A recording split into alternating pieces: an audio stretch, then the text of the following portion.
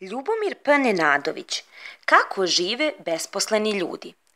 Ko besposlene ljude gleda u svakom izobilju, mogao bi reći da su srećni, presrećni, ali bi se prevario.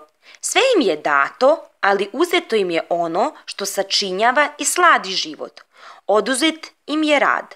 Nemaju nikakvog posla, stoje zaludni. Kako je to strašna reč, nemati nikakva posla na ovom svetu. Kako je to teška osuda nad životom bogatih, a lenjih ljudi. Šta god se događa na svetu, njih se ne tiče. Njima niko ne treba, oni nisu nikome potrebni.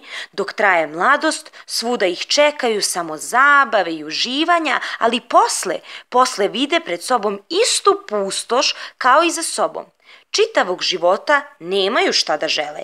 Ne znaju kako su slatke nade, pa makar se one nikad i ne ispunile.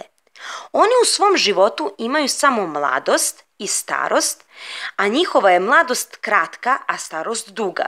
Njima svaki dan zaista zađe po jedno sunce. Oni obično vole samoću. Malo govore, mnogo jedu, umereno piju. Osim sebe, nikoga ne poštuju, mrze sav svet, a najviše sebe. Obične pojave i zabave njima su nesnosne. Sve su to 100 puta videli u ranijoj mladosti. Sad gledaju u ništa. To ih više zanima. Kako svane, jedina im je briga šta će tog dana raditi, to jest šta će tog dana ne raditi, a to nije mala briga. Iz grada u grad, sa reke na reku, beže od dugog vremena, a ono uzastopce za njima ide, ne ostavlja ih nigde kao senka. Besposlene nema nigde posla. Oni svi boluju, njihova je opšta bolest dugo vreme. Ona je teška i dosadna. Dolazi samo na lenje i besposlene.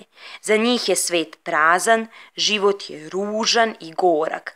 Svaki mrav, svaka biljka neprestano vrše svoje poslove. Sunce nema kad 2 minuta da stane, da se odmori. Ko nema nikakva posla na ovome svetu, neka se ukloni sa njega.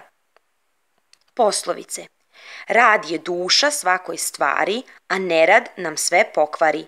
Biti siromah nije sramota, ali je sramota biti lenj.